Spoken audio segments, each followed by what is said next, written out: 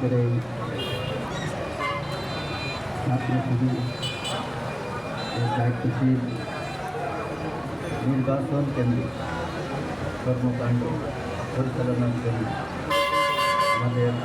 সাবেক রায়গঞ্জ উপজেলা সভাপতি এবং সাবেক জেলা সভাপতি এবং সেই সাথে সিরাজগঞ্জ পৌরসভার সভাপতি থাকা অবস্থায় এসেছিলেন তিনি পর্যটন সংগঠনে সুনাম শুরু করেছিলাম এবং আমার সামনে উপস্থিত রয়েছেন খালুয়া থানা আমাদের সম্মানিত আমি শহীদ এবং সেই সাথে অন্যান্য দায়িত্বশীল বন্ধুরা এবং আমার সামনে উপস্থিত রায়গঞ্জ উপজেলা এবং তারার খালুয়া জীবন এলাকা থেকে আগত ছাত্র শিবিরের ভাই ও বন্ধুরা আসসালামু আলাইকুম আলহামদুলিল্লাহ আমরা এই সময়টার জন্য অনেক দিন হয়ে অপেক্ষা করি। নির্বাচন আমাদের শুরু হয়ে গেছে গত 5-6 মাস আগে, কিন্তু আমরা আমাদের পরিচিতির মধ্যে দেশের বিভিন্ন জায়গায় অবস্থিত তাদের শিবিরের সদস্য যারা কর্মী ছিলেন সদস্য ছিলেন তাদেরকে আমরা খুবই অনুভব করছি যে আমাদের সাথে এসে এই নির্বাচন পরিচালনার জন্য সর্বাত্মক সহযোগিতা করবে এবং সেই সাথে সেই প্রক্রিয়ায়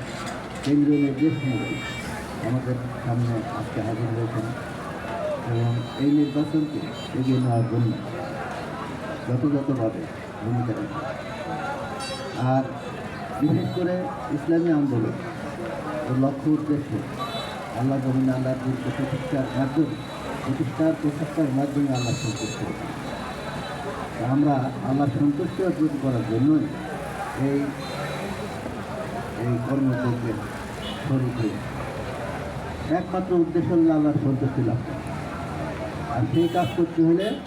দুনিয়ার জিন্দিগিতে আমরা ক্ষণস্থায়ী জিন্দিগি আমরা অল্প দিনের জন্য পৃথিবীতে এসেছি 50, 60, 70, 80 বছর পরে আমাদের এখানে চলে এসেছি। আর পৃথিবীতে যত রকম বিপ্লব সাধিত হয়েছে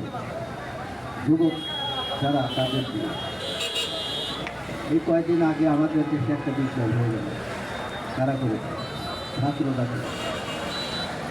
ছাত্রদের ত্যাগ তাদের রক্তের বিনিময়ে এই যে আবার পুনরায় স্বাধীন হয়েছে এবং আগামী দিনে এই জাতীয় নির্বাচনের মাধ্যমে আমরা ছাত্র সমাজের যে অক্লান্ত পরিশ্রম এবং যোগ্যতা সহকারে ছাত্র সমাজের কাজ করবে এবং বিপ্লব সাধিত হবে তাদের দ্বারা এই দেশে ইসলাম প্রতিষ্ঠিত হবে ইনশাআল্লাহ আগামী দিনে। এই আহ্বান আপনাদের এই যে কর্মসূচি এখান থেকে প্রণয়ন করা হবে আপনার সর্বতভাবে উপস্থিত থেকে এবং সকল কাজের সাথে সম্পৃক্ত থেকে প্রাণ এবং মাল নিয়ে ময়দানে হাজির থাকবে এই আশাবাদ ব্যক্ত করছি। সকলকে আন্তরিকভাবে ধন্যবাদ জ্ঞাপন করছি এবং আমার জন্য সকলকে প্রার্থনা করছি আল্লাহ তাআলা সুস্থ রাখেন এবং এই কর্মযজ্ঞের সাথে থেকেই বিদায় হতে পারে এই তৌফিক কামনা করে সবাইকে আন্তরিক ধন্যবাদ জ্ঞাপন করে আমার কথা শেষ করছি। আসসালামু আলাইকুম।